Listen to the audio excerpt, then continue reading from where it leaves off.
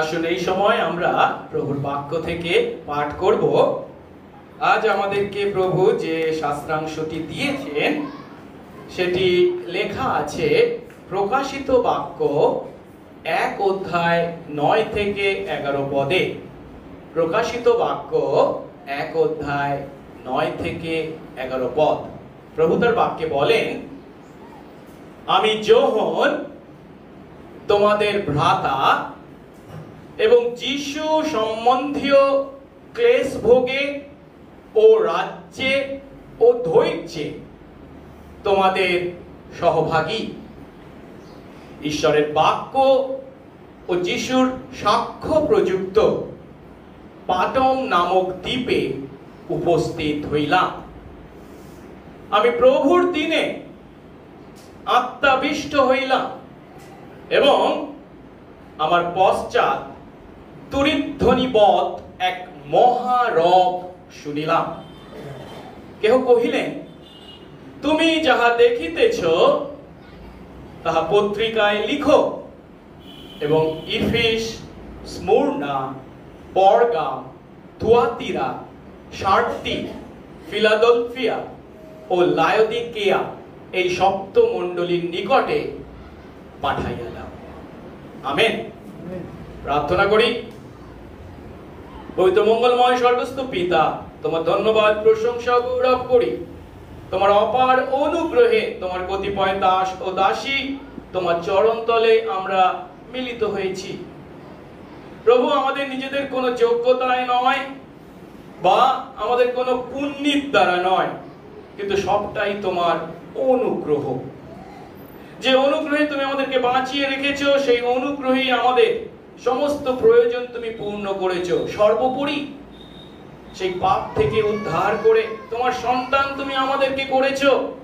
তোমাকে আমরা আমাদের জীবনে পিতা বলে পেয়েছি, তোমাকে পিতা বলে ডাকবার সুযোগ পেয়েছি, তোমাকে আরাধনা করবার সুযোগ পেয়েছি। আর এই সময় যখন তুমি তোমার গৃহে আমাদেরকে মিলিত করেছো প্রভু গো, সত্য আত্মায় তোমার ভজনায় যখন আমরা মিলিত হয়েছি, তোমার বাক্য দ্বারা তুমি আমাদেরকে পূর্ণ করো। তোমার আত্মা নিঃশ্বাসিত সেই বাক্যের অর্থ উপলব্ধি করার ক্ষমতা, জ্ঞান বা বুদ্ধি আমাদের কারণ নেই। প্রভু, তুমি তোমার সেই আত্মা দ্বারা বক্তা শ্রোতা আমাদের হৃদয়কে আলোকিত করো, যেন সেই বাক্যের অর্থ কেবল উপলব্ধি করা নয়, সেই হৃদয়ে আমরা যেন বাক্যকে গেঁথে রাখি এবং সেই বাক্য অনুসারে আমাদের জীবন যাপন করি। তোমারই গৌরবার্থে সঙ্গে সঙ্গে থাকো। যিশু নামে এই প্রার্থনা চাই, আমেন। আমরা বসবো।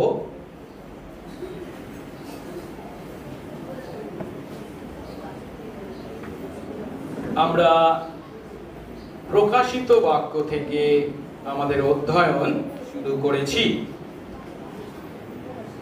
আর এর আগে দুটি সপ্তাহে আমরা এর আগের অংশগুলি পাঠ করেছি, অর্থাৎ 1 থেকে 8 পদ। প্রথম প্রচারে আমরা উপলব্ধি করেছিলাম যে প্রকাশিত বাক্য হলো এমন একটি পুস্তক যাকে আমরা অ্যাপোক্যালিপটিক পুস্তক বলতে পারি, একই সঙ্গে ভাববাদী গ্রন্থ বলতে পারি, আবার এটি একটা চিঠিও বটে। এর আগে প্রথম দিনে আমরা 1 থেকে 3 পদ পাঠ করেছিলাম, আর সেখানে আমরা এই পুস্তকের বা এই চিঠির প্রস্তাবনা দেখেছিলাম এবং কে লিখছেন, কাদের উদ্দেশ্যে লিখছেন, কোন উদ্দেশ্যে লিখছেন এবং বিষয়বস্তু কি, মূল তা আমরা শিখেছিলাম। গত রবিবার আমরা 4 থেকে 8 পদ পাঠ করেছিলাম, আর সেখানে আমরা এই পত্রের সম্ভাষণ তথা গ্রিটিংস নিয়ে আলোচনা করেছিলাম। আজ আমরা তার পরবর্তী 3টি পদ অর্থাৎ 9 থেকে 11 পদ পাঠ করেছি। আর এখানে আমরা দেখতে পাচ্ছি যে প্রকাশিত বাক্যে আমাদের প্রভু যীশু খ্রিস্ট যার মাধ্যমে তার বার্তাকে এশিয়ার 7টি মণ্ডলীর কাছে পাঠাতে চলেছেন খ্রিস্টের সেই বার্তাবাহক তথা যোহনের কথা বলা হয়েছে। প্রথম দিনে আমরা উপলব্ধি করেছিলাম যে এশিয়া মাইনরের যে 7টি মণ্ডলীর উদ্দেশ্যে যোহনের দ্বারা খ্রিস্টের এই প্রকাশিত বাক্য লিপিবদ্ধ হয়েছিল। যে মণ্ডলীগুলির উদ্দেশ্যে লেখা হয়েছিল সেই মণ্ডলীগুলিতে বিশ্বাসীদের মধ্যে ক্রমশ বৃদ্ধিমান সাংস্কৃতিক প্রতিবন্ধকতা, ধর্মীয় অসহিষ্ণুতা এবং ভ্রান্ত মতবাদের মুখোমুখি বিশ্বাসীরা হয়েছিলেন, যার ফলস্বরূপ এই সমস্ত মণ্ডলীর বিশ্বাসীরা সমূহ তাড়নার মোকাবিলা করছিলেন। আর তাই এই পত্রের উদ্দেশ্য হলো বিশ্বাসে সুদৃঢ় থাকতে মণ্ডলীগুলির প্রতি খ্রিস্টের বার্তা পৌঁছে দেওয়া। সহজ কথায় মণ্ডলীগুলি তখন বিভিন্ন দিক থেকে তাড়না, নির্যাতনের মুখোমুখি হয়েছিল। বিশ্বাসীরা সেই তাড়নার কিভাবে মোকাবিলা করবে, এখন এই যে তাড়নার কথা বলছি, এই খ্রিস্ট বিশ্বাসীদের প্রতি বা মণ্ডলীর প্রতি এই তাড়না শুরু হয়েছিল যীশু খ্রিস্টের মৃত্যু, সমাধি এবং পুনরুত্থানের কয়েক বছর পরে। আমরা যখন দেখি প্রেরিত 8 অধ্যায় 1 পদ, সেখানে দেখতে পাই সেই দিন জেরুসালেমের মণ্ডলীর প্রতি বড়ই তাড়না উপস্থিত হলো। তাতে প্রেরিত শিষ্যরা ছাড়া অন্য সকলে জিহুদিয়া ও সামরিয়ার জনপদে ছিন্ন ভিন্ন হয়ে পড়ল। অর্থাৎ যীশু খ্রিস্টের মৃত্যু, সমাধি এবং পুনরুত্থান বা স্বর্গারোহণের কয়েক বছর পরেই খ্রিস্ট বিশ্বাসীদের উপর বা জেরুসালেমের মণ্ডলীর উপর তাড়না শুরু হয়ে গিয়েছিল। কিন্তু এরপর তো অনেক বছর পেরিয়ে গেছে, যখন আমরা এই পত্র বা এই প্রকাশিত বাক্য লিখিত হতে দেখছি প্রথম শতাব্দীর প্রায় শেষে, মোটামুটি 95 খ্রিস্টাব্দের আশেপাশে লেখা হয়েছিল। এই যে দীর্ঘ কয়েকটি বছর পেরিয়ে গেছে, এই বছরগুলির মধ্যে সুসমাচার শুধু জেরুসালেমে নয়, জেরুসালেমকে অতিক্রম করে রোমীয় সাম্রাজ্যের বিভিন্ন প্রান্তে, নগরে নগরে, গ্রামে গ্রামে প্রচারিত হয়েছে। আর খ্রিস্ট বিশ্বাসীদের উপর সেই তাড়না আরো আরো বৃদ্ধি পেয়েছে। এখন আপনারা হয়তো মনে মনে প্রশ্ন করছেন, খ্রিস্ট বিশ্বাসীদের উপর এই তাড়নার কারণ কি? হ্যাঁ, বিভিন্ন কারণকে নির্দেশ করা যায়। এই যে খ্রিস্ট বিশ্বাসীদের প্রতি অন্যদের ঘৃণা বা নির্যাতনের 4 ধরনের কারণকে সাধারণত নির্দেশ করা হয়: রাজনৈতিক কারণ, ধর্মীয় কারণ, সামাজিক কারণ এবং অর্থনৈতিক কারণ। রাজনৈতিক কারণটা হলো এই সময় রোমান বা রোমীয় সম্রাটকে তার রাজ্যের মানুষদের জীবনের উপর সর্বোচ্চ কর্তৃত্বাধারী বলে ঘোষণা করা হতো। কিন্তু খ্রিস্ট বিশ্বাসীদের পক্ষে কখনোই তাদের জীবনের উপর চরম কর্তৃত্বকারী হিসাবে রোমের সম্রাট বা সিজারকে গ্রহণ করা সম্ভব ছিল না। আর তাই রোমীয় শাসনকর্তাদের চোখে বা রোমীয়দের চোখে খ্রিস্ট বিশ্বাসীরা ছিল অবাধ্য বা রাষ্ট্রদ্রোহী। শুধু তাই নয়, এই সময় সম্রাটরা আবার সম্রাট পুজো শুরু করেছিল, যার অর্থ কি তার রাজ্যের সমস্ত দেশবাসীকে তাকে পুজো করতে হবে, তার আরাধনা যখন করা হবে তার উদ্দেশ্যে সেই সমস্ত নৈবেদ্য উৎসর্গ করতে হবে। কিন্তু খ্রিস্ট বিশ্বাসীর পক্ষে কি তা করা সম্ভব ছিল না। শুধু তাই নয়, এই খ্রিস্ট বিশ্বাসীরা আবার রাতে মিলিত হতো এবং বিভিন্ন সভা বা প্রার্থনা সভা করত। এখন সেগুলিকেও রোমীয়রা ভুল চোখে দেখে তার ব্যাখ্যা করত কি, ও তারা রাষ্ট্রবিরোধী ষড়যন্ত্র করবার জন্য মিলিত হয়েছে। এই কারণে রাজনৈতিক দৃষ্টিকোণ থেকে তাদের উপর সেই সমস্ত তাড়না এসেছিল। দ্বিতীয় কারণটি হচ্ছে ধর্মীয় কারণ। ধর্মীয় কারণটা কি না, রোমীয়দের আমরা জানি তারা অনেক দেবদেবীদের পুজো অর্চনা করতো, অনেক দেবদেবী তাদের ছিল। কিন্তু খ্রিস্ট বিশ্বাসীরা কোনো দেবদেবীতে নয় বা কোনো মূর্তি মূর্তিকেও তারা মানত না, তারা কি অদৃশ্য ঈশ্বরের আরাধনা করত। আর তাই রোমীয়দের চোখে খ্রিস্ট বিশ্বাসীরা ছিল কি নাস্তিক, কারণ চোখে দেখা যায় এমন কোন মূর্তির তারা পূজা বা আরাধনা করে না। শুধু তাই নয়, খ্রিস্ট বিশ্বাসীদের আচার আচরণকেও তারা ভুল ব্যাখ্যা করত। কিরকম? তারা যখন প্রভুর ভোজে অংশ নিত, যখন তারা কি যিশুর দেহ এবং যিশুর রক্ত গ্রহণ করত, তাই তো? কিন্তু তাকে তারা ভুল ব্যাখ্যা করতো কি এরা হচ্ছে নরখাদক, ক্যানিবালস। শুধু তাই নয়, আমরা পৌলের বিভিন্ন পত্রে দেখতে পাই বিশ্বাসীদেরকে বলা হয়েছে তারা যেন একে অন্যকে খ্রিস্টীয় চুম্বনে চুম্বন করে। এখন এই চুম্বনকে ভিত্তি করে তারা আবার তার ভুল ব্যাখ্যা করে কি বলতো, এরা কি করছে, নিকট আত্মীয়দের মধ্যে অবৈধ যৌন সম্পর্ক বা অবৈধ যৌন আচরণ করছে। এই ধরনের ধর্মীয় কারণে তারা আর খ্রিস্ট বিশ্বাসীদেরকে ঘৃণা করত বা তাদের উপর অত্যাচার চালাতো। এর সঙ্গে সঙ্গে ছিল আবার সামাজিক কারণ। সামাজিক কারণ কি না, এই সময় বেশিরভাগ খ্রিস্ট বিশ্বাসী ছিল নিম্নবিত্তের মানুষ। আমরা যদি দেখি করিন্থীয়, প্রথম করিন্থীয় 1:26 পৌল বলছে, কারণ হে ভ্রাতৃগণ তোমাদের আহ্বান দেখো, যেহেতু মাংস অনুসারে অনেকেই তোমরা জ্ঞানবান নও, অনেকেই পরাক্রমী নও, অনেকেই উচ্চ পদস্থ নও, মানে বেশিরভাগ খ্রিস্ট বিশ্বাসীরা নিম্নবিত্তের মানুষ ছিল। সেই দিকে রোমীয়রা নিজেদেরকে কি জ্ঞান করত, অভিজাত জ্ঞান করত, আর তাই তারা খ্রিস্ট বিশ্বাসীদেরকে ঘৃণা করত।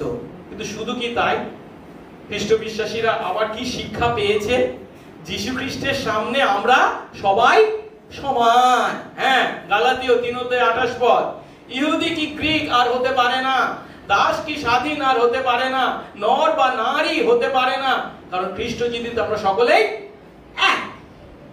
এখন রোমীয়দের চোখে এই শিক্ষা কখনোই গ্রহণযোগ্য ছিল না, কারণ তারা বিশ্বাস করত কি ক্রমাধিকার তন্ত্র বা হায়ারার্কিক্যাল সিস্টেম, মানে এর উপরে এ আছে, এর উপরে এর চেয়ে এর উপরে আছে। তোমরা বলছো সবাই সমান, দাস আর প্রভু সমান, এটা কথা হলো?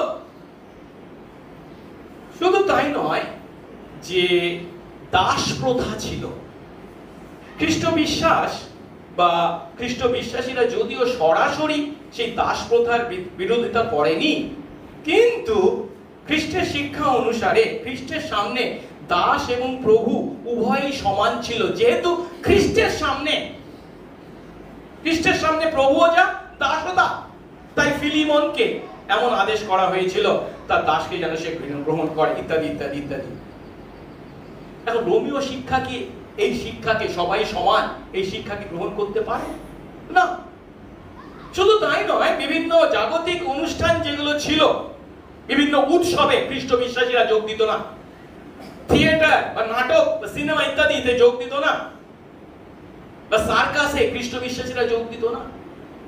তাই খ্রিস্ট বিশ্বাসীরা ছিল এদের চোখে হচ্ছে কি অচ্ছুত, এরা আলাদা, পৃথক। শুধু তাই নয়, খ্রিস্ট বিশ্বাসীদের ঘৃণা করবার বা তাড়না করবার আরেকটি কারণ হলো অর্থনৈতিক কারণ। কেন? খ্রিস্ট বিশ্বাসীরা মূর্তি পূজাকে সমর্থন করত না। এখন মূর্তি পূজাকে সমর্থন না করার কারণে অনেকেরই আর্থিক ক্ষতি হচ্ছিল। কেন? সেই মূর্তি পূজার কাজ যারা পরিচালনা করতো, সেই সমস্ত পুরোহিত, সেই সমস্ত ধর্মীয় নেতা পুরোহিতরা, সেই মূর্তি যারা নির্মাণ করতো তাদের ব্যবসা ডগে উঠেছে, বা সেই সমস্ত মূর্তি যারা বিক্রয় করতো তাদের ব্যবসাও কি হয়েছে, ক্ষতি হয়েছে। এরই প্রমাণ আমরা দেখতে পাই প্রেরিত 19:23-41 যেখানে ইফিস নগরে মারাত্মক দাঙ্গা তৈরি হয়েছিল। কেন?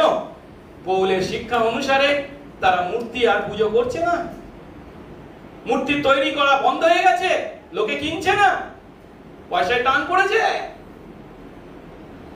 আমি যখন গত সপ্তাহে এই সার্মন প্রস্তুত করছিলাম, যে কোরিয়ান টিম এসেছিল তাদেরকে নিয়ে কলকাতা দেখানোর জন্য, কলকাতার অন্যতম একটি বিখ্যাত স্থানে আমি গেছিলাম। বুঝতেই পাচ্ছেন কোথায়, মাদার টেরেসার যে কি বলে ডাইং ফর টেসিটিউস যে স্থানটা রয়েছে তার পাশে, এবং সেখানে দেখছিলাম যদিও ধর্মীয় স্থান, ধর্মীয় পীঠস্থান, কিন্তু সেখানে ব্যবসা বাণিজ্য যে কত রকমের চলছে সেই মন্দিরকে কেন্দ্র করে। আমি মনে মনে বলছিলাম এই বাক্য যখন আমি প্রস্তুত হচ্ছি, প্রভু সেই দিন কবে আসবে যখন এর পরিবর্তন আমরা দেখতে পাবো। যাই হোক, এখন এইভাবে আর্থিক ক্ষতি হওয়ার কারণে সেই সময়কার লেখা থেকে আমরা পাই এমন কথা বলা হচ্ছে যে মন্দিরগুলি প্রায় জনশূন্য হয়ে পড়েছিল। খুব কম লোকই সেই সমস্ত মন্দিরে বলি দিতে পশুদেরকে নিয়ে আসতো। আর ফলটা কি? ব্যবসায়ীরাও খ্রিস্ট বিশ্বাসীদের উপর চটে গিয়েছিল, আর তাই খ্রিস্ট বিশ্বাসীদেরকে তারা ঘৃণা করছে, তাই তারা তাদের উপর তাড়না নির্যাতন চালাচ্ছে। এমন পরিস্থিতিতে এশিয়া মাইনরের 7টি মণ্ডলীর প্রতি যীশু খ্রিস্ট তার বার্তা পাঠাতে পাটন দ্বীপে যোহনকে দর্শন দেন।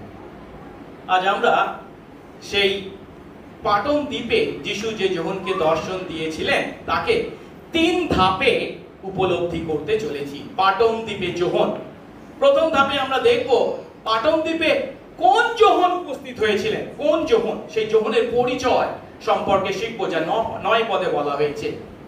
দ্বিতীয় ধাপে আমরা শিখব পাটন দ্বীপে যোহনের প্রতি কি ঘটেছিল, যেটা 10 পদে বর্ণনা করা হয়েছে।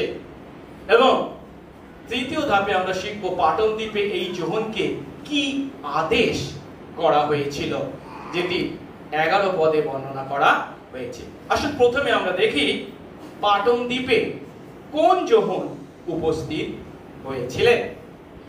9 পদ আরেকবার পড়ি। বলা হয়েছে, আমি যোহন তোমাদের ভাই এবং যিশুতে ক্লেশ ভোগে ও রাজ্যে ও ধৈর্যে তোমাদের সহভাগী, ঈশ্বরের বাক্য ও যিশুর সাক্ষ্য প্রযুক্ত পাটন দ্বীপে, পাটক নামক দ্বীপে উপস্থিত হইলাম। এখানে পরিষ্কারভাবে বলা হয়েছে পাটন দ্বীপে যিনি উপস্থিত হয়েছিলেন তার নাম কি? যোহন। এখন যোহনের নাম আমরা এখানেই যে প্রথম পাচ্ছি তা নয়, এর আগে আমরা 1 পদে পেয়েছিলাম। সেখানে কি বলা হয়েছিল? যীশু খ্রিস্টের প্রকাশিত বাক্য ঈশ্বর যা তাকে দান করলেন যেন তিনি যা যা শীঘ্র ঘটবে সেই সকল তার দাসদের দেখিয়ে দেন, আর তিনি নিজের দূত পাঠিয়ে কাকে? তার দাস যোহনকে তা দিলেন। অর্থাৎ সেখানে যোহন তার পরিচয় দিয়েছিলেন কি বলে? যীশু খ্রিস্টের দাস বলে। 4 পদেও চিঠির আকারে আমরা দেখেছিলাম কে লিখছেন? পত্র লেখককে? যোহন। কাদের উদ্দেশ্যে লিখছেন? পত্রের প্রাপক কারা? এশিয়ায় 7টি মণ্ডলী। সেখানে শুধু যোহন তার নিজের পরিচয় দিচ্ছে কেবল নাম দিয়ে, যোহন। 1 পদে কিন্তু খ্রিস্টের দাস হিসাবে তিনি পরিচয় দিয়েছিলেন। আর এই পদে অর্থাৎ 9 পদে আমরা দেখতে পাচ্ছি তিনি নিজেকে শুধু যোহন নামে প্রকাশ করেছেন। আর প্রশ্ন হলো, এই যোহন কোন যোহন? এখন ঈশ্বরতাত্ত্বিকদের মধ্যে এই যোহন সম্পর্কে যদিও কিছু মতবিরোধ রয়েছে, কিন্তু বেশিরভাগ ঈশ্বরতাত্ত্বিক এবং মণ্ডলীর প্রথম যুগ থেকেই খ্রিস্ট বিশ্বাসীরা এই যোহন মানে কোন যোহনকে গ্রহণ করেছেন? যিশুর যে 12 শিষ্য ছিলেন তাদের মধ্যে সর্বকনিষ্ঠ তথা তার ভালোবাসার যে শিষ্য ছিলেন সেই যোহন তথা প্রেরিত শিষ্য যোহনকেই যোহন বলে নির্দেশ করেছেন। তাহলে প্রশ্ন উঠবে, তিনি যদি প্রেরিত শিষ্য হয়ে থাকেন তিনি নিজের পরিচয় কেন প্রেরিত শিষ্য বলে নিলেন না? শুধু যোহন বলছেন 4 পদে এবং 9 পদে, এবং 1 পদে খ্রিস্টের দাস যোহন এমন কথা বলেছেন।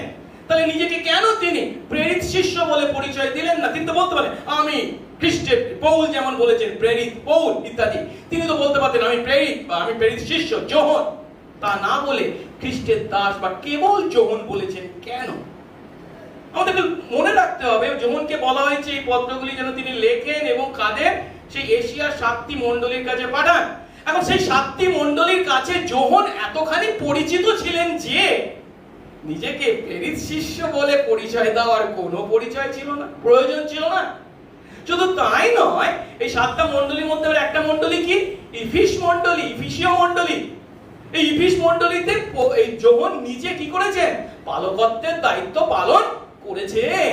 আর তাই নিজের মণ্ডলীর কাছে নিজেকে আমি প্রেরিত যোহন এমন ভাবে পরিচয় দেওয়ার কোনো প্রয়োজন তিনি অনুভব করেননি।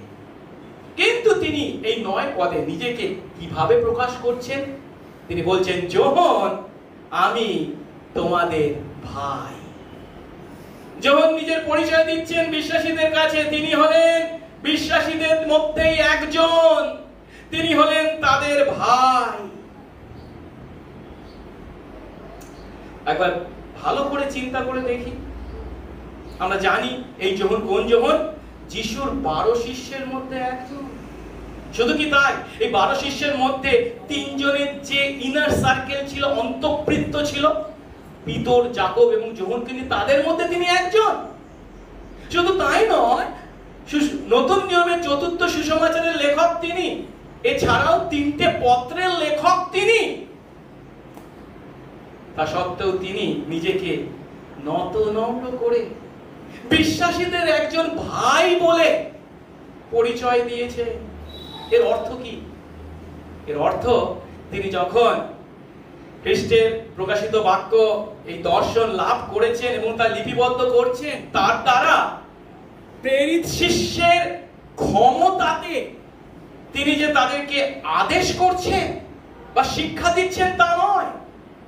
তার পরিবর্তে তিনি যীশু খ্রিস্টের কাছ থেকে যে দর্শন পেয়েছেন, নত নম্র ভাবে তার প্রত্যক্ষদর্শী হিসাবে তিনি কেবল তা বর্ণনা করছেন, তাদের কাছে পৌঁছে দিচ্ছেন। প্রভু যেন আমাদেরকে আশীর্বাদ করেন। যোহনের এই নত নম্রতা বিশ্বাসী আমাদের জীবনেও যেন প্রকাশ থাকে। কিন্তু খুবই দুঃখের বিষয়, আজকের দিনে খ্রিস্ট বিশ্বাসী বা খ্রিস্ট সমাজে নেতা আমরা যারা রয়েছি, আমরা খ্রিস্টের থেকে নিজেদেরকেই বেশি করে উচ্চীকৃত করতে আগ্রহী। প্রভু যেন আমাদেরকে পরিবর্তন করে। দ্বিতীয়ত, যোহন নিজের পরিচয় দিচ্ছেন কি বলে? তিনি তাদের, সেই বিশ্বাসীদের সহভাগী বলে পরিচয় দিয়েছেন। দ্বিতীয় অংশে বলছেন, যিশুতে ক্লেশ ভোগে ও রাজ্যে ও ধৈর্যে তোমাদের সহভাগী। আপনাদের কাছে যে বাংলা সমকালীন সংস্করণ আছে, সেখানে বলা হয়েছে সহভাগীর পরিবর্তে অংশীদার বলা হয়েছে, পার্টনার। হ্যাঁ, যোহন আধ্যাত্মিক অর্থে বিশ্বাসীদের কেবল ভাই নন, তিনি তাদের অংশীদার বা সহভাগীও বটে। কিন্তু কোন বিষয়ে সহভাগী? কি বিষয়ে তিনি তাদের সহভাগী? 3টি বিষয়। 1 নম্বর ক্লেশ ভোগে, দ্বিতীয়ত রাজ্যে এবং তৃতীয়ত ধৈর্যে। এর আগের দিন আমরা শিখেছিলাম খ্রিস্ট বিশ্বাসী আমরা যীশু খ্রিস্টে বিশ্বাসের দ্বারা কি হয়েছি? অন্ধকারের রাজ্য থেকে, শয়তানের কর্তৃত্ব থেকে মুক্ত হয়ে কার? ঈশ্বরের পুত্র যীশু খ্রিস্টের রাজ্যে প্রবেশ করেছি।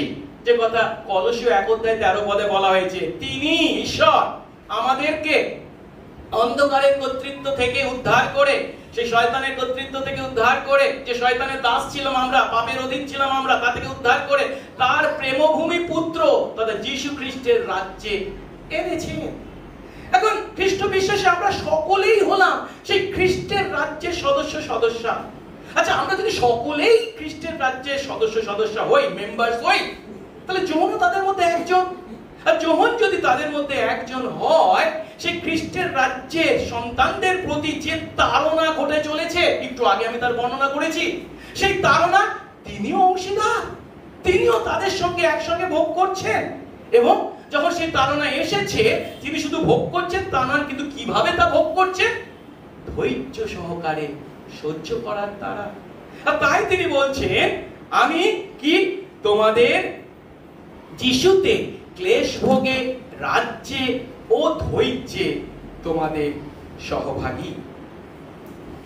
এরপর এর থেকে যে সত্যটা আমরা উপলব্ধি করি তা হলো, আমরা যখন ঈশ্বরের সঙ্গে তথা খ্রিস্টের সঙ্গে সম্মিলিত হই বা যুক্ত হই, তখন যেন শুধু তার কাছ থেকে আশীর্বাদ পাবো এটাই হচ্ছে জাগতিক আশীর্বাদে পূর্ণ জীবন যাপন করব, এটাই হচ্ছে আমাদের লক্ষ্য, তাহা যেন না হয়। বিশ্বাসী আমরা খ্রিস্টের সঙ্গে যখন সম্মিলিত হয় তার অর্থ তার রাজ্যে তার সঙ্গে কষ্ট ভোগ করা, তার রাজ্যে বিশ্বাসের কারণে ধৈর্য সহকারে তার সহ্য করা। কিন্তু খুবই দুঃখের বিষয়, তথাকথিত সমৃদ্ধির সুসমাচার প্রসপেরিটি গসপেল আমাদেরকে কি শিক্ষা দিয়ে চলেছে? অনেকে সেই ভুল পথে চলেছি, যিশুকে বিশ্বাস করো, তোমার সমস্ত সমস্যা মিটে যাবে, সুখে থাকবে, তোমার সব ভালো হবে, ইত্যাদি ইত্যাদি। যোহন কি বলছেন? তিনি সেই বিশ্বাসীদের সঙ্গে তাদের ক্লেশ ভোগে, তার রাজ্যে এবং তার ধৈর্যে সহভাগী। এরপর যোহন তার সেই সময়কার পরিস্থিতিকে বর্ণনা করেছেন। সেই পরিস্থিতিটা কি? না, তিনি পাটন দ্বীপে শাস্তি ভোগ করছেন। আরেকবার দেখি 9 পদের শেষ অংশ। তিনি বলছেন, ঈশ্বরের বাক্য ও যিশুর সাক্ষ্য প্রযুক্ত, মানে কারণে, যিশুর সাক্ষ্যের কারণে পাটন নামের দ্বীপে উপস্থিত হলাম। এখানে যে পাটন দ্বীপের কথা বলা হয়েছে, গত রবিবার আমি এই ছবিটা দেখিয়েছিলাম, মনে পড়ছে? এশিয়া মাইনরে, আজ যেটা হচ্ছে তুরস্ক, সেই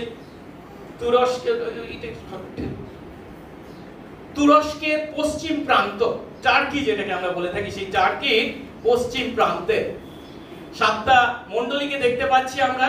কিন্তু একটু যদি আমরা বাঁ দিকে দেখি, লেখা আছে PATMOS। আমরা যেটাকে বাংলায় পাটন দ্বীপ বলি, ইংরেজিতে হচ্ছে পাটমস। ছোট্ট একটা দ্বীপ দেখতে পাচ্ছি এই এজিয়ান সি বা সাগরের মধ্যে যেটা রয়েছে। আর এটা ছিল এশিয়া মাইনর। এই যে এশিয়া মাইনর আমরা দেখতে পাচ্ছি, এই অঞ্চলটা এর পূর্ব দিকে 40 মাইল পূর্বে একটি পাহাড়ি দ্বীপ। এর দৈর্ঘ্য ছিল 10 মাইল, প্রস্থ ছিল 5-6 মাইল, এবং এটি, এই যে এফেসাস দেখতে পাচ্ছে, ইফিস নগরকে দেখতে পাচ্ছি, তার নিচে আরেকটা নগরকে দেখছে মিলেতুস বা মিলিতা বাংলায় করা হয়েছে, তার থেকে 37 মাইল দক্ষিণ পূর্ব দিকে। আর এই দ্বীপ সম্পর্কে আমরা আরো জানি, রোমের সম্রাট যখন ডোমিটিয়ান ছিলেন, তিনি, সেটা 81 থেকে 96 খ্রিস্টাব্দ, তিনি রাজনৈতিক বন্দীদেরকে এই স্থানে নির্বাসনের জন্য পাঠাতেন। এখন 9 পদে আরো কি বলা হয়েছে? ঈশ্বরের বাক্য ও যিশুর সাক্ষ্য প্রযুক্ত পাটন নামক দ্বীপে উপস্থিত হলাম।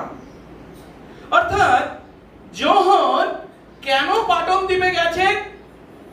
পরিষ্কার, খ্রিস্ট বিশ্বাসীদের প্রতি যে তাড়না ক্রমশ বৃদ্ধি পাচ্ছিল, তারই পরিণাম হিসাবে অনেককে যখন বিভিন্ন দ্বীপে নির্বাসিত করা হচ্ছিল, শাস্তি দেওয়া হচ্ছিল, তখন যোহনও তাদেরই একজন হয়ে, যেহেতু তিনি ঈশ্বরের বাক্য প্রচার করছিলেন, যিশুর জন্য সাক্ষ্য বহন করছিলেন, তাই তাকে পাটন দ্বীপে নির্বাসিত করা হয়েছিল।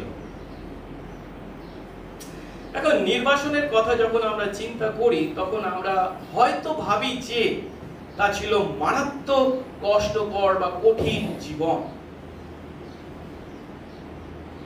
এবং এমন একটি দ্বীপে যখন নির্বাসিত করা হয়েছে, তখন হয়তো আমাদের মনে চিন্তা আসতে পারে, একটা নির্জন দ্বীপ, যেখানে কোনো মানুষ নেই, আর তাই সেখানে একাকী বসবাস করা কত মারাত্মক বা কষ্টকর ছিল বলে হয়তো ধরা হয়ে থাকে, আমরা মনে করতে পারি। কিন্তু এ বিষয়ে যদিও মতবিরোধ রয়েছে, কিন্তু বেশিরভাগ ঈশ্বরতাত্ত্বিক যে কথা বলে থাকেন সেটি হলো, এই দ্বীপটি কিন্তু জনবসতিহীন এমন কোনো দ্বীপ ছিল না, তার পরিবর্তে সেখানে যথেষ্ট জনবসতি ছিল। শুধু তাই নয়, এখানে 2খানা জিমখানা ছিল। জিমখানা মানে বুঝেছি, ব্যায়াম বা কি বলে, খেলাধুলা বা অনুশীলন করবার জিমনাসিয়াম ছিল। একটা আবার মন্দিরও ছিল, আর্তেমিসের, যেটা রোমান দিয়ানা, তার মন্দিরও ছিল। তাই ধরা হয়ে থাকে, যদিও তিনি নির্বাসিত, তবুও সেখানে তিনি স্বাধীনভাবে স্বাভাবিক জীবনযাপন করতে পারছিলেন। তিনি পৌলের মতো যে গৃহবন্দী হয়েছিলেন তাও নয়। আর তাই সেই দ্বীপে যখন তিনি গিয়েছিলেন, তিনি নিজের সঙ্গে অনেক কিছু তার ব্যক্তিগত প্রয়োজনীয় বিষয় সঙ্গে নিয়ে যেতে পেরেছিলেন বলেই ধরা হয়। আর তাই তিনি যখন সেখানে এই সমস্ত দর্শন পেয়েছিলেন তা তিনি লিপিবদ্ধ করতে পেরেছিলেন এবং সেগুলি আবার এই সমস্ত মণ্ডলীতে পাঠাতে পেরেছিলেন। তবুও যে বিষয়টাকে আমাদেরকে মাথায় রাখতে হবে সেটা কি, যখন খ্রিস্টের প্রতি বাধ্যতার কারণে, ঈশ্বরের বাক্য প্রচার করার কারণে, যিশুর পক্ষে সাক্ষ্য বহন করার কারণে তার পরিবার তার প্রিয়জনদের থেকে দূরবর্তী স্থানে বাস করতে বাধ্য হয়েছিলেন। আর এই বিষয়টা আজ আমাদের কাছে খুবই গুরুত্বপূর্ণ। আজ খ্রিস্ট বিশ্বাসী আমরা ঈশ্বরের বাক্য প্রচার করার কারণে, যিশুর বিষয়ে সাক্ষ্য বহন করার কারণে কি কষ্ট ভোগ করতে, দুঃখ ভোগ করতে রাজি আছি? আমাদের ইচ্ছা বা লক্ষ্য বা উদ্দেশ্য যদি হয়ে থাকে কেবল যিশুতে বিশ্বাসের মাধ্যমে এই পৃথিবীর মাটিতে শুধু সুখ ভোগ করব, তাহলে আমরা খুব ভুল করেছি। আমরা যোহনকে দেখি, এর আগের দিন আমরা শিখেছি এখন তার বয়স প্রায় 80-ও বেশি। আর এই বয়সে তাকে এমন একটি দ্বীপে তার পরিবার পরিজনদের থেকে পৃথক হয়ে বসবাস করতে হচ্ছে। কিসের জন্য? ঈশ্বরের বাক্য প্রচার করার জন্য, যিশুর সাক্ষ্য বহন করার জন্য। আমরা অনেক সময় ভাবি, ঈশ্বর তুমি এমনটি কেন করলে? যখন যদি ইফিসে মণ্ডলীতে আরো কিছুদিন থাকতে পারতেন এবং ক্রমশ সেখানে পরিচর্যা কাজ করতে পারতেন, তাহলে প্রভুর রাজ্যের আরো কত না বৃদ্ধি হতো। কেন তুমি তাকে, তার জীবনে এমন তাড়নাকে অনুমতি দিলে?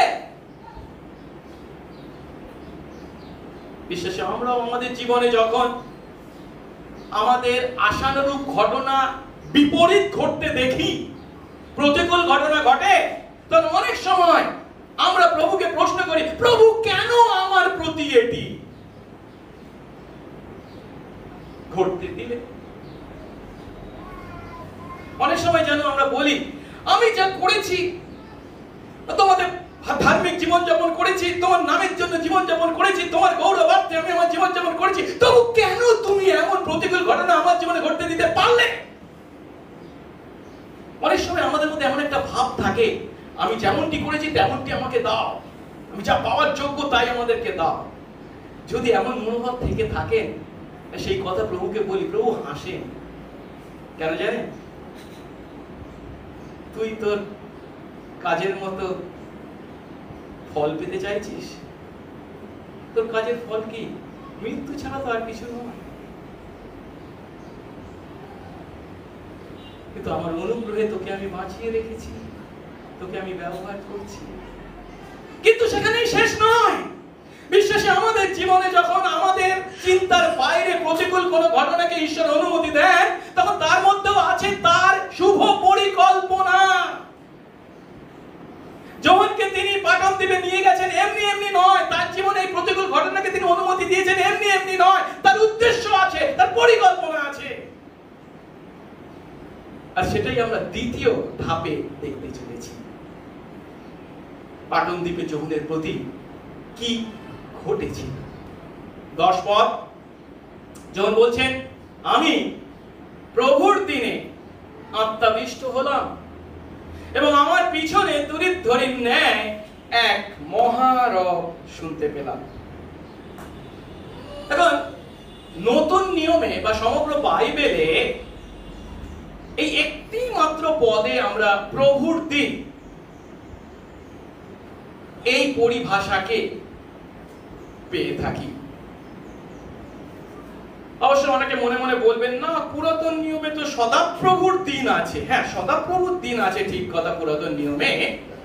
কিন্তু প্রভুর দিন, লর্ডস ডে যখন বলা হচ্ছে, আমরা যখন পুরাতন নিয়মের সেই সদাপ্রভুর দিনের সঙ্গে তাকে গুলিয়ে না ফেলি। পুরাতন নিয়মে বিভিন্ন ভাববাদী পুস্তকে যখন সদাপ্রভুর দিনকে নির্দেশ করা হয়েছে, তখন তার দ্বারা শেষ বিচারের সেই ভবিষ্যৎ দিনকে নির্দেশ করা হয়েছে। যদিও একদিকে তা বিচারের দিন কিছু মানুষের জন্য, কিন্তু অন্যদের জন্য তা পরিত্রাণের দিন।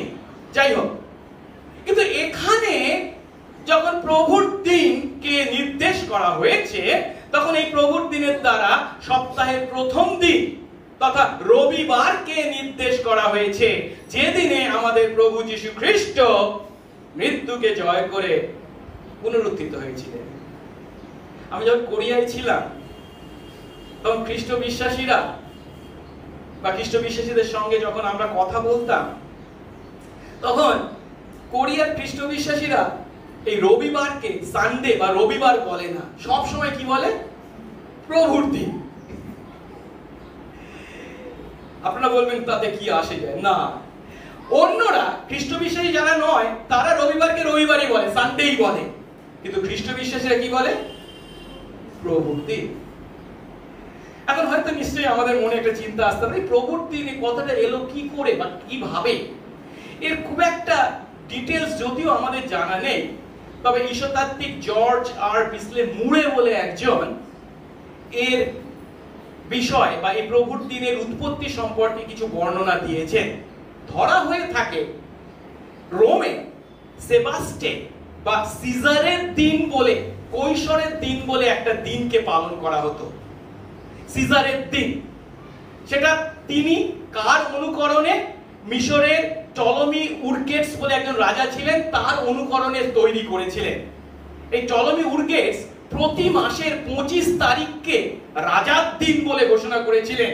সেই জন্য সেই 25 তারিখ, প্রত্যেকটা মাসের 25 তারিখে রাজার দিন হিসাবে তার রাজ্যের দেশবাসীকে পালন করতে হতো।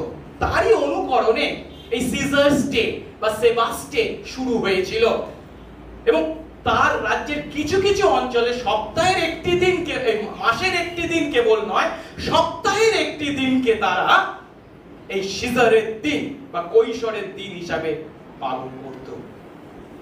আর তাই এর থেকে পরিষ্কার যে কোন একজন অজ্ঞাতনামা খ্রিস্ট বিশ্বাসী সপ্তাহের প্রথম দিনকে প্রভুর দিন বলে দাবি করেন, যেহেতু এই দিনে ঈশ্বর তার নিযুক্ত পৃথিবীর প্রভুকে তথা যীশু খ্রিস্টকে মৃতদের মধ্য থেকে জীবিত করেছিলেন এবং তার সিংহাসনের অধিকার দিয়েছিলেন।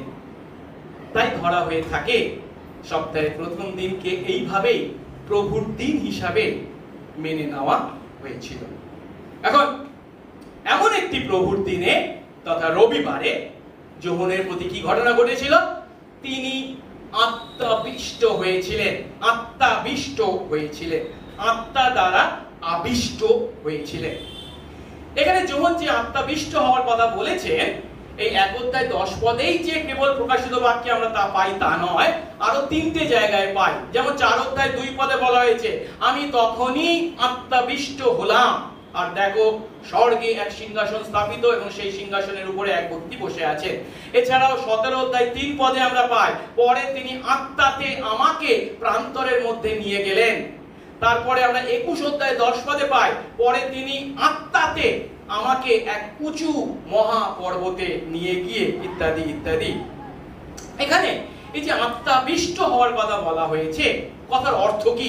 এই কথার অর্থ হলো, এটা আমি বলছি না, জন ম্যাকার্থার বলছেন, পবিত্র আত্মার ক্ষমতায় এমন কোন দর্শন বা অভিজ্ঞতা লাভ যা স্বাভাবিক মানবিক উপলব্ধিতে সম্ভব নয়।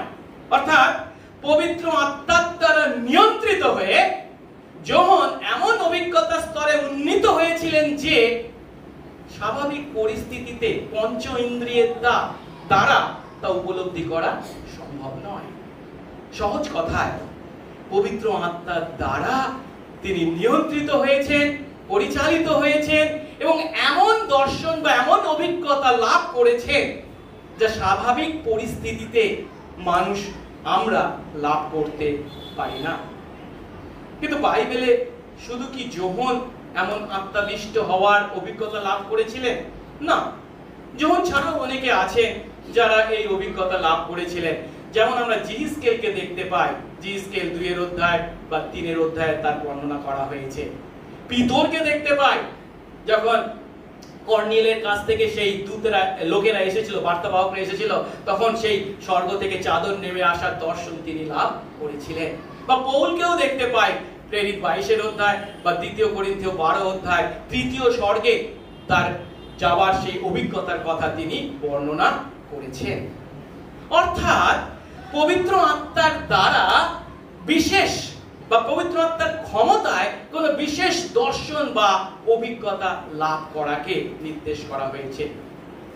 এমন প্রশ্ন হলো, আজ খ্রিস্ট বিশ্বাসী আমরা এমন অভিজ্ঞতা লাভ করতে পারি কি? অনেকে ভাবছেন অনেক দূর এগিয়ে যাচ্ছেন। হ্যাঁ, আমি যাচ্ছি। তার কারণ হচ্ছে, হ্যাঁ, ঈশ্বর তার আত্মা দ্বারা অনেক সময় আমাদেরকে তার সত্য জানান, তার বাক্যের নিগূঢ় তত্ত্ব আমাদের কাছে প্রকাশ করেন, যা স্বাভাবিক জ্ঞান বুদ্ধি দিয়ে আমরা উপলব্ধি করতে পারি না। এই বাইবেলের সত্য, সেই গভীরতা, সেই নিগূঢ় তত্ত্ব শুধুমাত্র আমরা যদি আমাদের জগতের জ্ঞান বুদ্ধি দিয়ে বর্ণনা করতে চাই, ব্যাখ্যা করতে চাই, আমরা ভুল করব। হ্যাঁ, তার প্রয়োজন আছে, কিন্তু পাশাপাশি ঈশ্বর চাইলেন সেই বাক্যের নিগূঢ় তত্ত্ব তিনি জানান আমাদেরকে, তার সন্তানদেরকে, বিশ্বাসী আমাদের তার প্রয়োজন অনুসারে। কিন্তু সবসময় যে সতর্কতা বা সাবধানতার অবলম্বন করতে হবে সেটা কি জানেন? আমি হয়তো অনেক কিছু স্বপ্নে দেখলাম বা চিন্তা করলাম বা কল্পনা করলাম আর মনে করলাম এটা প্রভু তার আত্মা দ্বারা আমাকে জানিয়েছে, তা অনেক সময় নাও হতে পারে। তাহলে এটা প্রভু জানিয়েছেন তার আত্মা দ্বারা, নাকি এটা আমার চিন্তার ফল? এর পার্থক্যটা বুঝবো কিভাবে? পরিষ্কার, প্রভু শেষ প্রকাশ হচ্ছে কি? তার বাক্য। এই বাক্য কি? ঈশ্বরের বাক্য কি? পবিত্র আত্মা নিঃশ্বসিত বাক্য। অর্থাৎ পবিত্র আত্মা যদি আমাকে কিছু জানানো, তিনি কখনো এই বাক্যে যে কথা বলেছেন তার বিপরীতে কিছু জানাবেন না। এমন কোন চিন্তা যদি তিনি আপনাকে আমাকে দেন আর আমি মনে করছি আত্মা আমাকে দিয়েছেন, কিন্তু তা বাক্যের শিক্ষার বিপরীত, তাহলে আমাকে সতর্ক হতে অবশ্যই হবে। কিন্তু প্রভুর বাক্যের নিগূঢ় তত্ত্ব উপলব্ধিতে সেই বাক্য অনুসারেই আত্মা যখন জটিল বিষয় আমাদেরকে জানায়, তাকে আমাদেরকে গ্রহণ করতে হবে এবং মানুষদের কাছে তা তুলে ধরতে হবে। এরপর আর কি বলা হয়েছে? বলা হয়েছে, যখন বলছেন শুধু সেই পাটন দেবে তিনি আত্মাবিষ্ট হয়েছিলেন তাই নয়, আমার পিছনে তুরিতধ্বনির ন্যায় এক মহারব শুনলাম। এই যে মহারবের কথা এখানে বলা হয়েছে, প্রকাশিত বাক্যে এই মহারবের কথা এখানেই শুধু নয়, বিভিন্ন জায়গায় উল্লেখ করা হয়েছে। এবং যত কটি জায়গায় উল্লেখ করা হয়েছে সেই সমস্ত জায়গায় এর দ্বারা কি বর্ণনা করা হয়েছে? যখনই মহারবের কথা বলা হচ্ছে তখনই তার অর্থ কি? এরপর কোন বিশেষ গুরুত্বপূর্ণ বিষয় প্রকাশ ঘটতে চলেছে। যখনই কোন গুরুত্বপূর্ণ বিষয়ের প্রকাশ ঘটতে চলেছে তার আগে এই মহারবের কথা বলা হয়েছে। আর একে আমরা বা এই প্রকাশিত বাক্য যে সমস্ত পাঠকদের কাছে পৌঁছাচ্ছে, তারা যখন পাঠ করছে তারা কিভাবে উপলব্ধি করবে? তারা মনে করবে পুরাতন নিয়মে কি ঘটনা ঘটেছিল।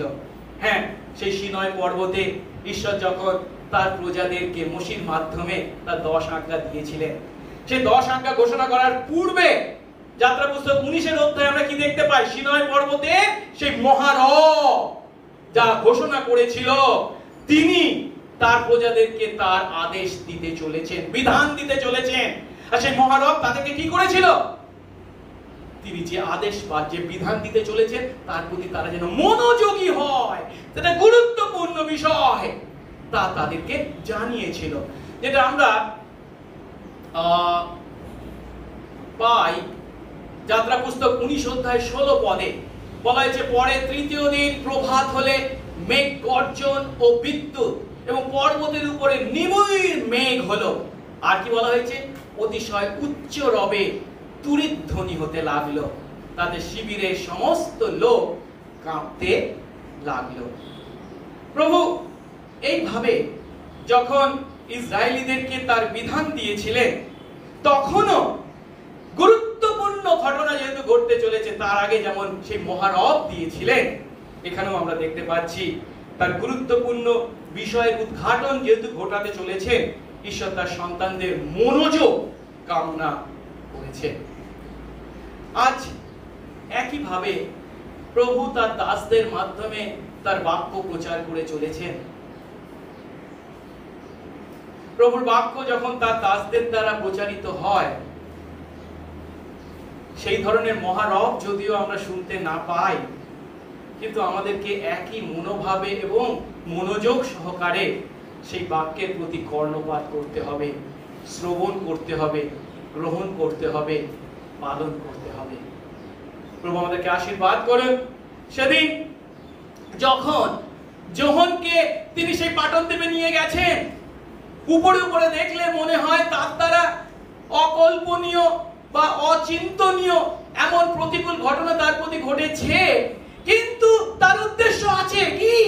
তিনি তাকে সেই দর্শন দিতে চলেছেন, যার মাধ্যমে তিনি সেই সাতটি মণ্ডলীর সেই তাড়নাগ্রস্ত বিশ্বাসীদেরকে সান্ত্বনা যোগাতে চলেছেন, কিভাবে তারা তার তাড়নার মোকাবিলা করবে তা জানাচ্ছে।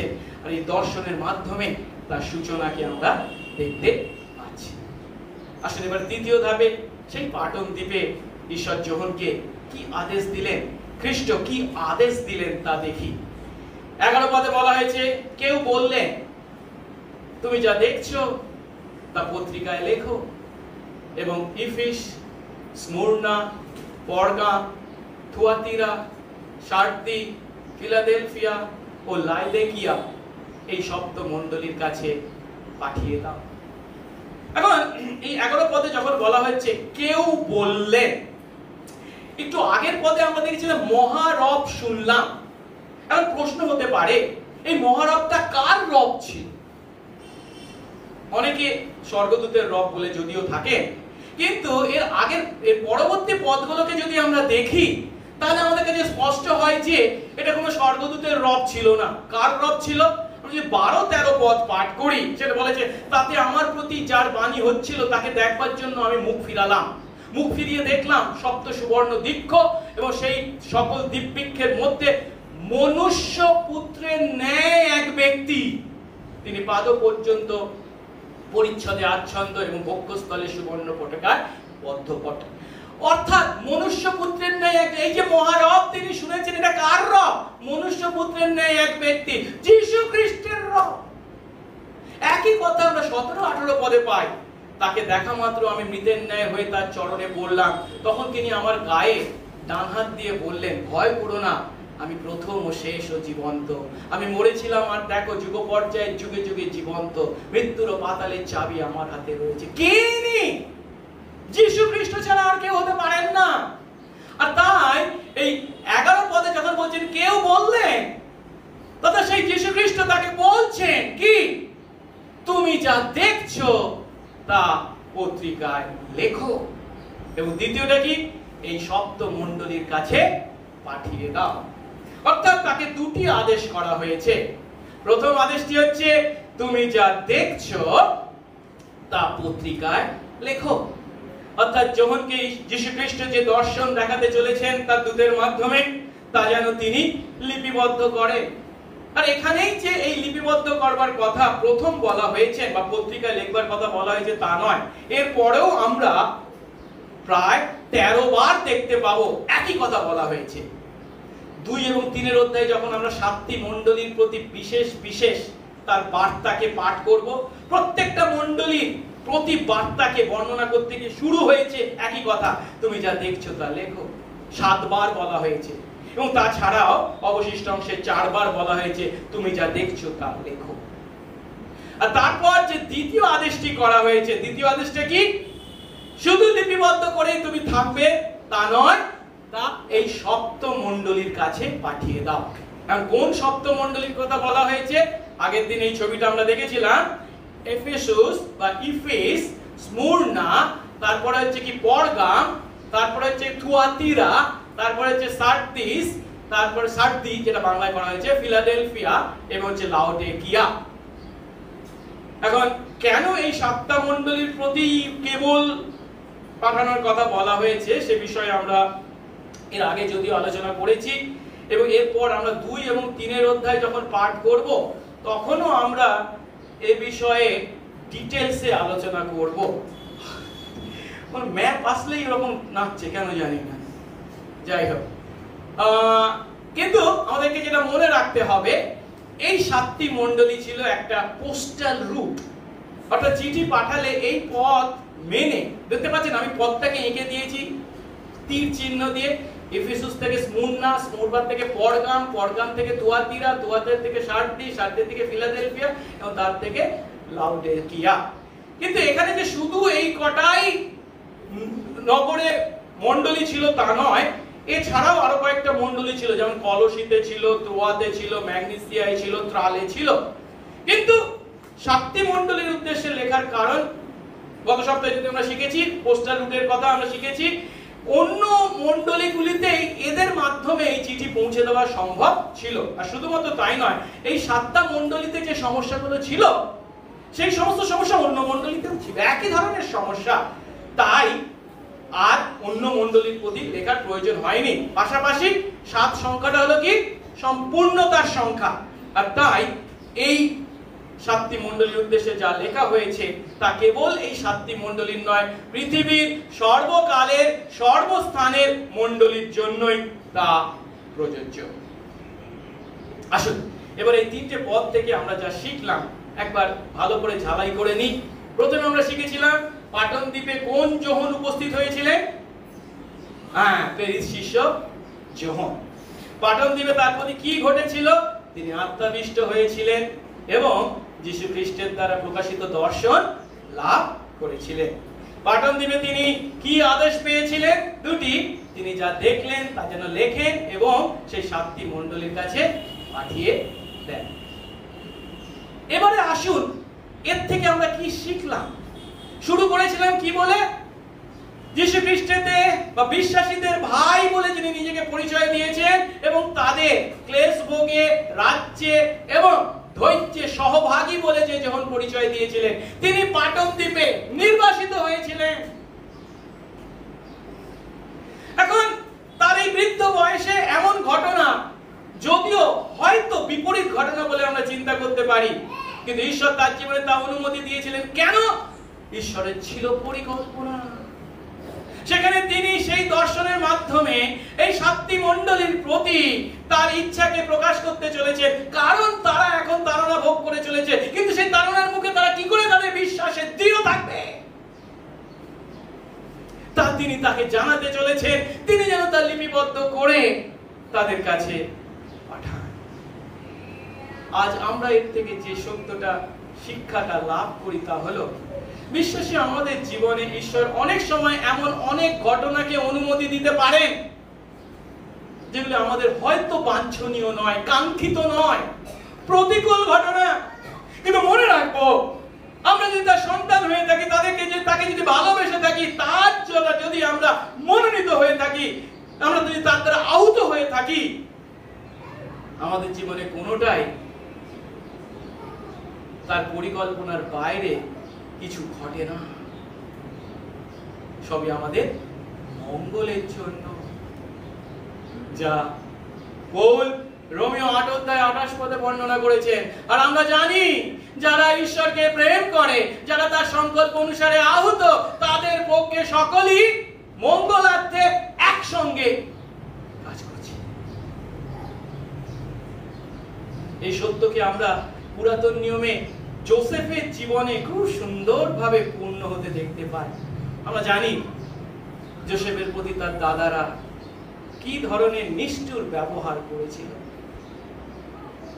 কিন্তু শেষে তাদের পিতা যাকবের যখন মৃত্যু হয়, তারাই যোসেফের কাছে এসেছে, তার কাছে ক্ষমা চাইছে, আমরা তোমার প্রতি যা করেছি ভুল করেছি। কিন্তু যোসেফ তখন তার দাদাদেরকে কি বলেছিলেন? আদি পুস্তক 50 অধ্যায় 20 পদ, তোমরা আমার বিরুদ্ধে অনিষ্ট কল্পনা করেছিলে বটে, কিন্তু ঈশ্বর তা মঙ্গলের পরিকল্পনা, মঙ্গলের কল্পনা করলেন। আজ যে রূপ দেখছো, এই রূপে অনেক লোকের প্রাণ রক্ষা করাই তার অভিপ্রায় ছিল। প্রেরিত শিষ্য যোহনও বিশ্বস্তভাবে খ্রিস্টের পরিচর্যা কাজ সাধন করেছিলেন। তিনি যদিও যিশুর শিষ্য ছিলেন, নতুন নিয়মের বিভিন্ন পুস্তকের লেখক ছিলেন, ইফিসীয় মণ্ডলীর পালক ছিলেন, তবুও খ্রিস্টের প্রতি বাধ্য জীবনের কারণে তিনি পাটন দ্বীপে নির্বাসিত হয়েছিলেন। যদিও আপেক্ষিক দৃষ্টিতে তা ছিল মন্দ ঘটনা, কিন্তু ঈশ্বর সেই ঘটনাকে উত্তমের জন্য ব্যবহার করেছিলেন। সেই যোহনের হাত দিয়েই প্রভু যিশু তার বাক্য লিপিবদ্ধ করেছিলেন। তার দ্বারা তার সন্তানদের প্রতি ঈশ্বর তার বাক্য লিপিবদ্ধ করার কাজ শেষ করেছেন। একই ঘটনা আমরা পৌলের জীবনেও দেখতে পাই, যখন তিনি শেষ জীবনে রোমে গৃহবন্দী হয়েছিলেন। অনেক সময় আমরা পৌলের কথা যখন চিন্তা করি, পৌল ছিল ঈশ্বরের বাক্য প্রচার করবার জন্য, পরজাতিদের মধ্যে প্রচার করবার জন্য সর্বদা আগ্রহী। তার মধ্যে সেটা সেই জিন। আর আমরা দেখি কি ঈশ্বর তাকে বন্দী করে রাখলেন, তার কাজ তাকে করতে দিচ্ছেন না। ঈশ্বরের কি কোনো পরিকল্পনা নেই? না। তিনি যদি না এইভাবে কারাগারে আবদ্ধ থাকতেন, তার হাত থেকে, কারাগার থেকে লেখা সেই চিঠিগুলো আমরা পেতাম না। আমাদের চিন্তা, আমাদের দূরদৃষ্টি ঈশ্বরের চিন্তা দূরদৃষ্টির তুলনায় কিছুই নয়। একইভাবে আজ বিশ্বাসী আমরা যখন এই পাপপূর্ণ, তাড়নাপূর্ণ পৃথিবীতে বাস করছি, ঈশ্বর চান আমরা যেন প্রেমপূর্ণ, বিশ্বস্ত, বাধ্য জীবন যাপন করি। কিন্তু মনে রাখবো, আমরা যখন তা করতে চেষ্টা করি, আমাদের বিশ্বস্ত ঈশ্বর আমাদের জীবনে যে সমস্ত ঘটনাকে অনুমতি দেন, তা হয়তো আমাদের কাছে অনেক সময় কাঙ্ক্ষিত নাও হতে পারে, কিন্তু তিনি সকলেই আমাদের মঙ্গলের জন্যই করতে দেন। সেই সময় হয়তো তা উপলব্ধি করা কঠিন হয়, কিন্তু সময় পেরিয়ে গেলে সেই সত্য আমরা উপলব্ধি করি। আসুন এমন ঈশ্বরকে আমরা ধন্যবাদ না দিয়ে কি পারি? প্রার্থনা করি। মঙ্গলময় স্বর্গস্থ পিতা, তোমার ধন্যবাদ করি প্রভু, তুমি বিশ্বাসী আমাদেরকে, এই অযোগ্য আমাদেরকে, পাপে অপরাধে মৃত আমাদেরকে তোমার পুত্রের রক্তের গুণে জীবিত করেছো, তোমার সন্তান করেছো। আমাদের প্রত্যেকের জীবনের জন্য আছে তোমার পরিকল্পনা। তোমার পরিকল্পনা অনুসারেই তুমি আমাদেরকে আমাদের হাত ধরে এগিয়ে নিয়ে চলেছো। কিন্তু তুমি যখন আমাদের হাত ধরে আছো, তার অর্থ এই নয় জাগতিক স্বাচ্ছন্দ্য এবং সমৃদ্ধি একমাত্র লক্ষ্য। না প্রভু গো, তোমার ইচ্ছা, তোমার পরিকল্পনা বড় মহৎ। আর তা কেবল ব্যক্তিগতভাবে আমার এবং আমার পরিবার এবং মণ্ডলীর মধ্যে সীমাবদ্ধ নয়। তুমি সমগ্র পৃথিবীর জন্য তোমার সেই পরিকল্পনা অনুসারে কাজ করে চলেছো। আর সেই পরিকল্পনা পূর্ণতার কাজে এই অযোগ্য আমাদেরকে তুমি ব্যবহার করে থাকো, অংশ নেওয়ার সুযোগ দিয়েছো। আর তাই যখন তুমি আমাদের চিন্তার বিপরীত ঘটনা আমাদের জীবনে ঘটতে অনুমতি দাও, তখনও যেন প্রভু আমরা তোমার ধন্যবাদ করি, তোমার গৌরব করি, তোমার প্রশংসা করি। কারণ তোমার সেই মহৎ পরিকল্পনারই একটি অংশ হিসাবে তা তুমি করতে দিয়েছো। সেই বিশ্বাসে আজ তোমার প্রতি বিশ্বস্ততায়, বাধ্যতায় প্রেমপূর্ণ জীবনযাপন করতে আশীর্বাদ করো। সঙ্গে সঙ্গে থাকো, যিশু নামে এই প্রার্থনা চাই। আমেন।